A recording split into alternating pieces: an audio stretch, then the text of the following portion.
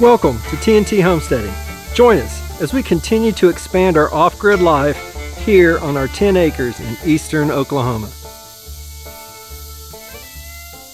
Hey y'all, welcome to TNT Homesteading. This is Terry. So summer is in full effect here in Oklahoma, and it's hot. I don't really know what the temperature is. It's in the 90s. I saw heat indexes in the hundreds today. But projects don't get themselves done. After work today, I started working on one of our newest projects, which is our drip irrigation system for the garden. So we got a drip irrigation system from Drip Depot, and I'd seen someone else I was looking at one of these, and then someone else I saw online, and I met them at a Homestead conference, had also used the same system. So that made me feel really good, and they loved it.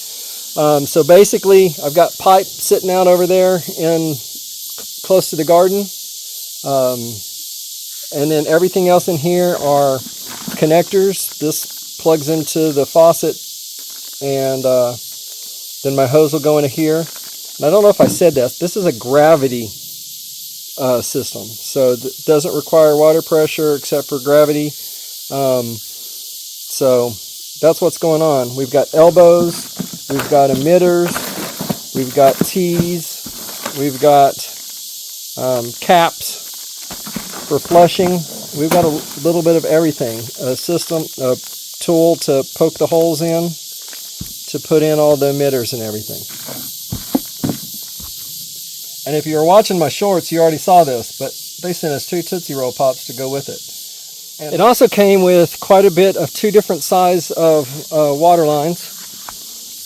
This will be the main supply line that we'll use, and this is for going to the different plants and whatnot.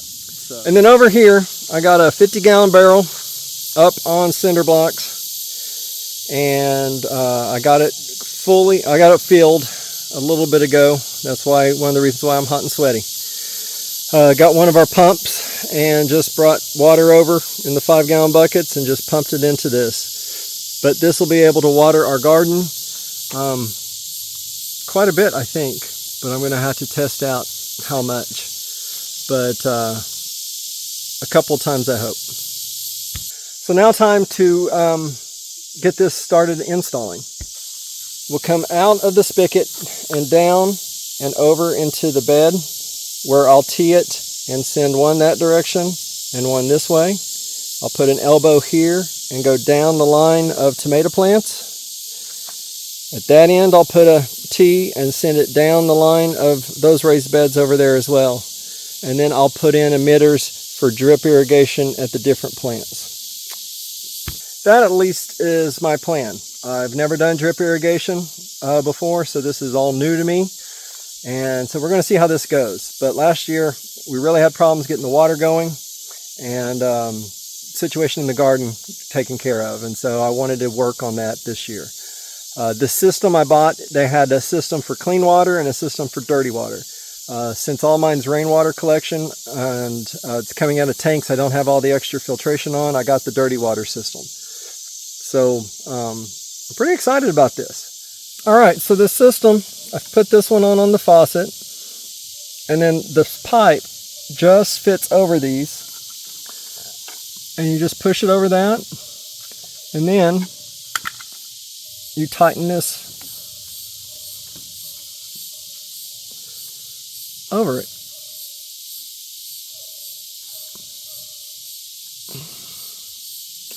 And that should be all there is to it. And then I'll go put the tee in there.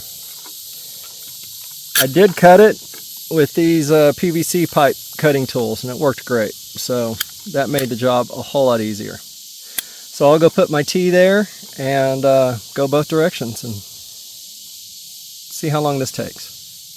I just realized that this would have been a whole lot easier to put this part on first and then slide it in.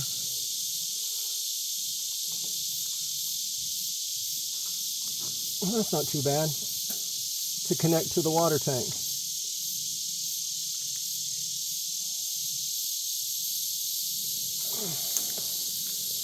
All right. Now to just run some hose to the two corners.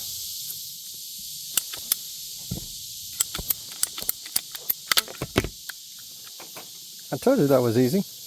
All right, so I really wanted to show you how this works. It's these two pieces just fit snugly. I said snugly, but it really is snugly.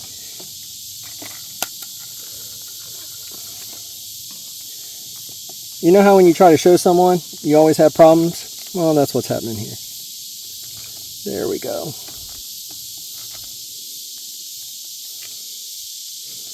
fits snug. And then you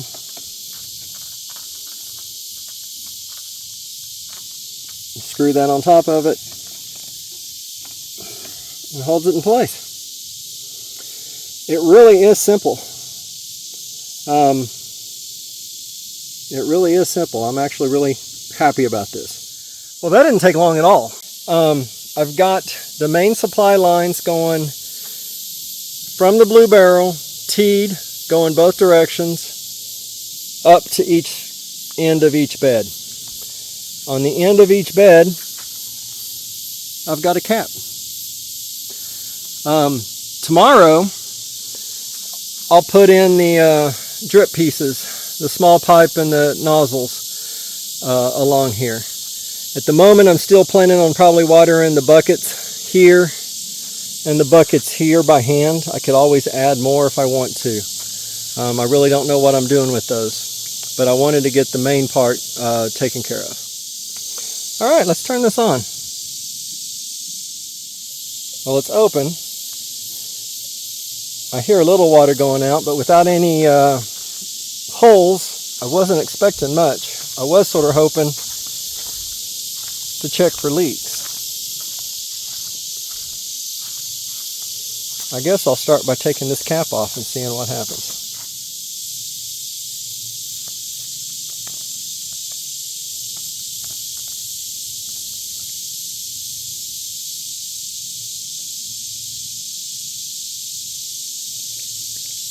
We have water. Here. I haven't watered the yarrow in forever. In fact, since last year when I planted it, I think.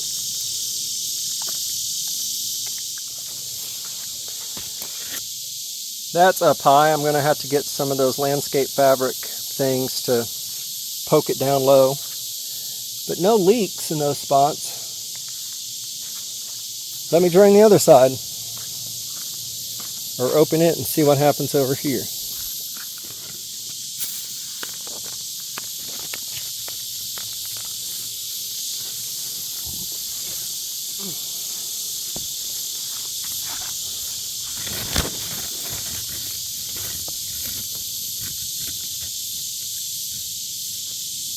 And we have water.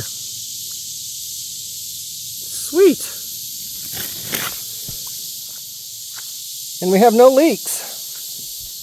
All right, so it's a little after 8, so I'm going to call it quits for the night.